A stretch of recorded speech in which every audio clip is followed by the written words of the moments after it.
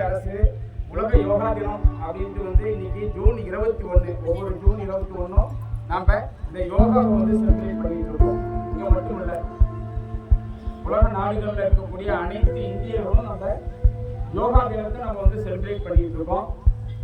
இதுல ஒரு முக்கியமான விஷயம், ஒவ்வொரு வருடமும் ஒரு தீம், யோகானா ஒரு தீம் நம்ம இந்திய அரசாங்கம்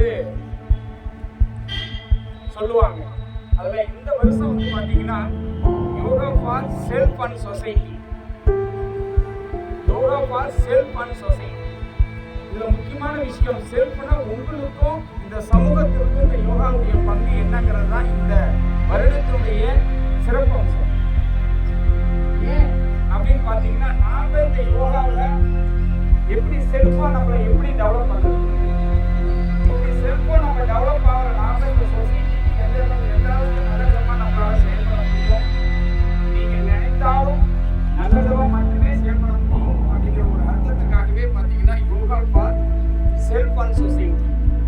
நீங்களும் இந்த சமூகமும் அப்படிங்கிறது தான், நானும் இந்த சமூகமும் அப்படிங்கிறது தான். இந்த இடத்துல நானுங்கிறது வார்த்தை யோகாவுக்கு பொருந்தாத ஒரு விஷயங்கிறதுனால தான் நீங்க ஓகேங்களா. நாமும் மேடம் சொல்ற மாதிரி நாமும் சமூகமும், நாம சரியா இருந்தோம்னா, நாம எல்லாம் சரியா இருந்தோம்னா இந்த சமூகம் சிறப்பா இருக்கும். நாம சரியா இருக்கணும்னா இந்த யோகா உங்களுக்கு நீங்க செய்ய உங்களுக்கு இந்த யோகா பாசிட்டிவான விஷயங்களை கொடுக்காது, நேர்மறையான எண்ணங்கள் கொடுக்காது. நேர்மறையான எண்ணங்கள் கொடுத்ததுன்னா நல்ல உடல் ஆரோக்கியத்தை கொடுக்கும். உடம்பை வளர்த்தேன் உயிரை வளர்த்தேனே, உடம்பு ஆரோக்கியமா இருந்தாதான் அந்த உயிர் இருக்கும். இதுல முக்கியமான ஒரு விஷயமா நம்ம எல்லாரும் நினைக்கிறது யோகானா ஏதோ ஆசனங்கள் செய்யறது மட்டும்தான் யோகா, ஒரு சுவாச பயிற்சி செய்யறது மட்டும்தான் யோகா, இல்ல ஒரு தியான பயிற்சி செய்யறது மட்டும்தான் யோகா நம்ம நினைச்சிட்டு இருக்கோம். நம்ம சித்தர்கள் பாத்தீங்கன்னா 18 சித்தர்கள் நீங்க கேள்விப்பட்டிருப்பீங்க, படிச்சிருப்பீங்க. அதுல நம்ம சித்தர்கள் சொன்ன விஷயம், இந்த யோகத்தை அஷ்டாங்க யோகம் அப்படின்னு சொல்லி அதுல 8 படிநிலைகளை கொடுத்திருக்காங்க. அதுல இயமம், நியமம், எண்ணிலா, ஆசனம், நயமுறு, பிரணயாமம், பிரத்யாகாரம், தாரணம், தியானம், சமாதி, இவையாவும் அஷ்டாங்க யோகம். இத பாருங்க, ஆசனங்கிறது 3வது நிலை தான், பிரணயாமங்கிறது 4வது நிலை, தியானங்கிறது 7வது நிலை. ஆனா இந்த முதல் நிலைங்கிறது இயமம், இயமங்கிறது தனி மனித ஒழுக்கம். முதல்ல கிளாஸ் போறோம்னா நம்ம முதல்ல ஒழுக்கத்தை நீங்க ஃபாலோ பண்ணுவோம், படிப்புலாம் தன்னால வந்துடும் அப்படிங்கிற மாதிரி முதல்ல தனி மனித ஒழுக்கம் இருந்தாதான் அந்த ஆசனமே கைகூடும். தனி மனித ஒழுக்கம் இயமம். நியமங்கிறது சமூகத்தில் நம்முடைய ஒழுக்கம் எப்படி இருக்கு.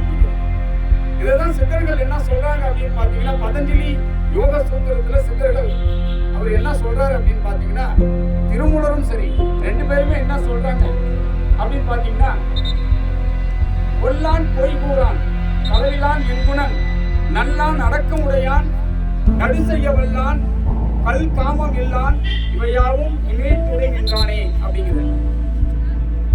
எந்த ஒரு உயிருக்கும் தீங்கிழைக்காமல், ஒருத்தங்க மனசு கஷ்டப்படாம யாரெல்லாம் நீங்க ஒருத்தங்களோட பழகுறீங்களோ, ஒருத்தங்க மனசு காயப்படாம எப்படி நீங்க பேசி பழகுறீங்களோ, நீங்களா ஒரு யோகா பண்றதுக்கு ஈக்குவல்.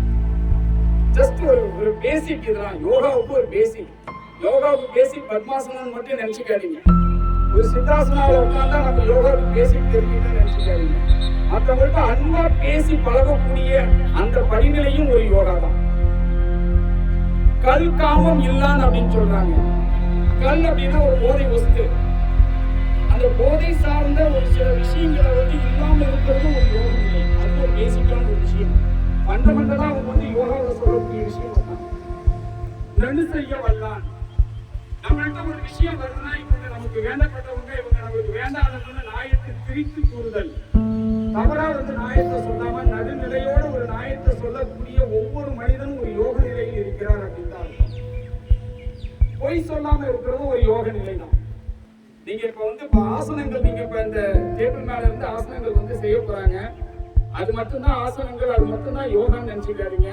பொய் சொல்லாம இருந்தீங்கன்னா அதுவும் நீங்க யோக நிலையில இருக்கிற மாதிரி. அதனுடைய பவர், நீங்க ஒரு ஆசனம் செஞ்சீங்கன்னா என்ன உங்களுக்கு கிடைக்குமோ அந்த பவர் நீங்க பொய் சொல்லாம இருந்தீங்கன்னாலும் வாழ்நாள் முழுவதும்.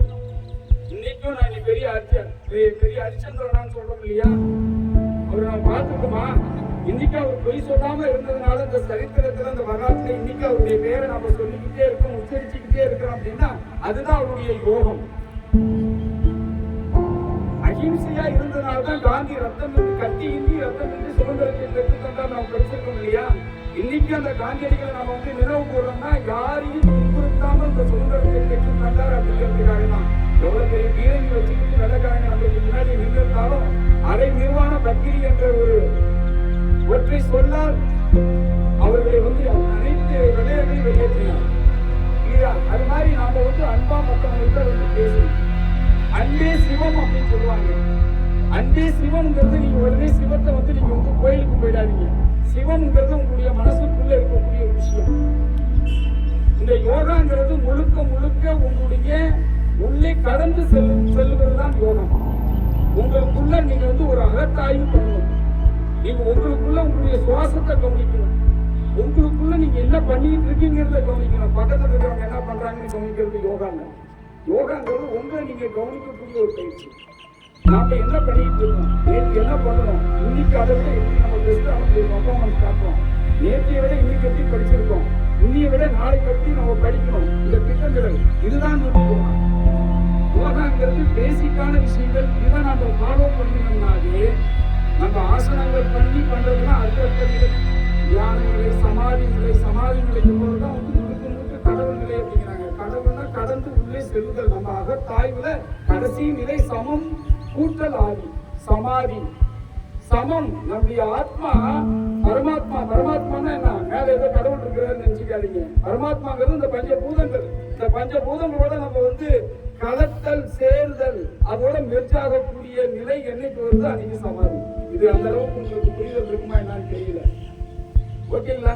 இப்ப இந்த மாதிரி விஷயங்கள்ல இன்னைக்கு அதுல நீங்க பேசிக்கா ஒரு விஷயம் உங்கள்கிட்ட நான் ரெக்வஸ்ட் பண்றது என்னன்னா, எல்லாரும் யோகா பண்றதுக்கு ஒரு வாய்ப்புள்ள ஒரு விஷயமா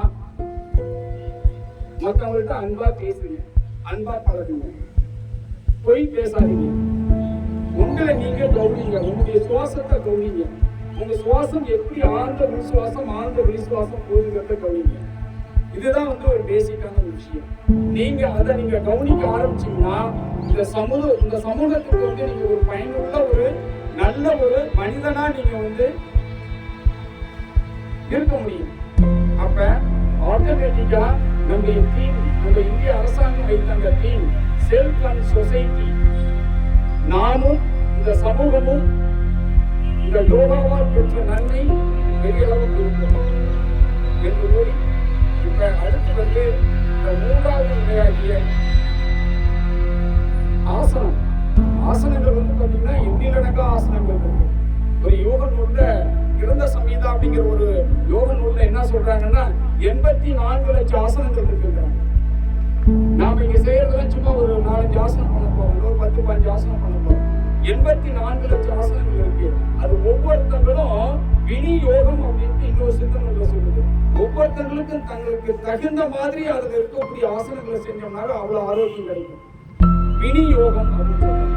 வினியோகம்னா தனக்கு தகுந்தாற்போல் சில ஆசனங்களை தேர்ந்தெடுத்துக்கொள், தினதோறும் செய்து பாருங்கள், அதுதான் வினியோகம். அது மாதிரி உங்களுக்கு தகுந்த ஆசனங்களை தேர்ந்தெடுத்து நீங்க ஆரோக்கியமா இருக்கிறதுக்கான ஒரு சூழலை நீங்க உருவாக்கிக்கலாம். இன்னைக்கு சில ஆசனங்கள், இதுல ஒரு பிரைமரியான ஆசனம் என்ன அப்படின்னு பாத்தீங்கன்னா சூரிய நமஸ்காரம். சூரிய நமஸ்காரம்னா மேல இருக்கிற வானத்தில் இருக்கக்கூடிய அந்த சூரியனை பார்த்து வணங்குவது மட்டும் சூரிய நமஸ்காரம் இல்லை. சூரிய வணக்கம் தமிழ்ல தமிழ்ல சொன்னா ஞாயிறு வணக்கம், சூரிய வணக்கம் அப்படிம்பாங்க. இந்த சூரிய வணக்கம்ங்கிறது 12 ஆசனங்களை உள்ளடக்கிய ஒரு பயிற்சிக்கு பேரு சூரிய நமஸ்காரம். இதை தவறுதலா நிறைய இடத்துல ஒரு விவாதமே பண்றாங்க. ஞாயிறுக்கு சூரியனை கும்பிடணும், ஞாயிறுக்கு நிலவை கும்பிடணும் அப்படின்னு. சூரிய நமஸ்காரங்கிறது 12 ஆசனங்களை உள்ளடக்கிய ஒரு பயிற்சி. உச்சந்தலையிலிருந்து உள்ளங்கால் வரைக்கும் இந்த பயிற்சி வேலை செய்கிறது. இந்த பயிற்சி என்னென்ன விதமான ஒரு பலனை உங்களுக்கு கொடுத்ததுன்னா, நரம்பு மண்டலம் தூண்டிவிக்கப்படும், நல்ல சுறுசுறுப்பா இயங்கும், சோம்பேறித்தனம் இல்லாம இயங்கலாம். எல்லாத்துக்கும் ஒரு எக்ஸ்பைரி டேட் இருக்கு தெரியுமா?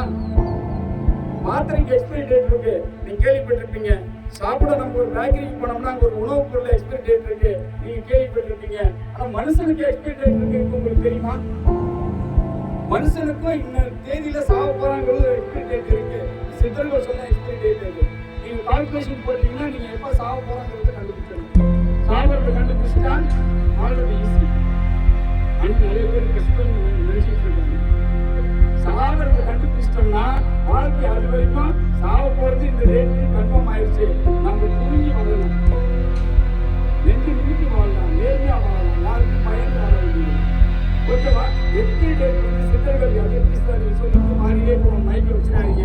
எக்ஸ்பிரி டேட்டுங்கிறது ஏறுதல் பூரகம் ஈரத்து வாமத்தால் ஆறுதல் கும்பகம் 64 ரேசகம் 32 இவன் மாறுங்கள் பஞ்சகமாமி. புரியல? இதுல ரேஷியோ நம்ம சுவாசம் பண்றதுதான் நம்முடைய எக்ஸ்பிரி டேட்டை ஃபிக்ஸ் பண்ணுது. நம்ம சுவாசம் ஏறுதல் பூரகம்னா பூர்ணமா நம்ம காத்த உள்ள இழுக்கிறது. ஏறுதல் பூரகம் ஈரட்டு வாமத்தால் 16 மாத்திரை அளவு காற்றை வந்து நம்ம உள்ள இழுத்துக்கிட்டே இருக்கிறாங்க. கும்பகங்கிறது உள்ள காற்றை வந்து நிறுத்தி வைக்கணும். அது 64 மாத்திரை அளவு காற்றை உள்ள நிறுத்தி வைக்கணும். ரேசகம் 32 மாத்திரை அளவு காற்றை நிறுத்தி வைக்கணும். இது வந்து ரேஷியோ. இந்த ரேஷியோவை முழுசா 16:64:32 நீங்க வந்து இப்ப ட்ரை பண்ணாதீங்க. இந்த பயிற்சியை நம்ம மேற்கொள்ளதான் அந்த விஷயம் நமக்கு வந்து கைகூடும். இப்ப பேசிக்கா நம்ம தெரிஞ்சுக்க வேண்டியது பூரகமும் ரேசகமும் மட்டும் நம்ம பண்ணா போதும். மூச்சை இழுக்கிறதும் வெளியே விடுறதும் மட்டும் பண்ணா போதும். அதுவும் அந்த 16:32 ரேஷியோட பண்ண வேணாம். ஒரு 5:10 ரேஷியோட பண்ணுங்க. கொஞ்சம் கொஞ்சமா இன்க்ரீஸ் பண்ணுங்க. உங்க சுவாசத்தை நல்லா கவனிங்க. இந்த சுவாசத்தை நல்லா கவனிச்சீங்கன்னா உங்களுக்கு கிடைக்கக்கூடிய விலை மதிப்பற்ற ஒரு செல்வம் என்ன அப்படின்னு பாத்தீங்கன்னா, உங்களுக்கு கான்சன்ட்ரேஷன், மனநிலை ஒருநிலைப்படும். மனம் ஒருநிலைப்படும். உங்க ஒரு விஷயத்துல ஒரு சப்ஜெக்ட் நடத்துறாங்கன்னா அந்த விஷயத்துல வந்து கான்சன்ட்ரேஷன் நல்லா போகும், ஒரு ஃபோக்கஸிங் நல்லா போகும், ஒரு கான்சன்ட்ரேட்டிவ் அப்படிம்பாங்க. உங்க பிரெயின் வந்து நல்லா ஆக்டிவா வந்து செயல்படும். இதெல்லாம் இந்த சுவாசத்தை கவனிக்கும் போது உங்களுக்கு வந்து கிடைக்கும். ஏற்றி இறக்கி இரு காலும் பூரித்து இந்த மூக்கு வார்த்தை காற்றை நல்லா பூரிக்கக்கூடிய அளவுக்கு உள்ளே இழுத்து காற்றை அளக்கும் கணக்கறிவார் இல்லை. நம்ம எப்படி சுவாசிக்கிறோம்னே நம்ம தெரியாம சுவாசிச்சுட்டு இருக்கிறோம். எவ்வளவு காற்று நம்ம உள்ள இழுக்கணும்னே தெரியாம நம்ம இந்த சுவாசம் பண்ணிட்டு இருக்கிறோம்.